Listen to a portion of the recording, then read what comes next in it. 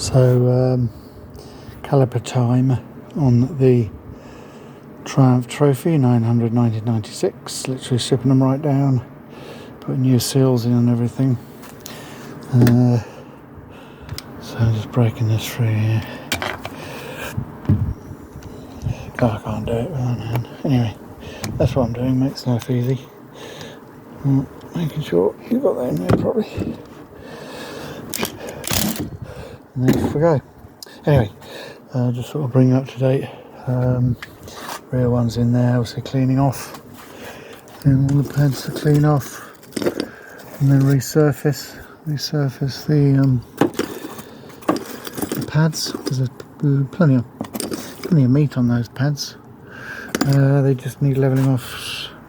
They'll all be uneven because some of the pistons have been stuck, etc, etc. So I'll pull these out and put new seals and clean up, etc, etc. Yeah, well, it was fun jobs, just to say what I'm up to.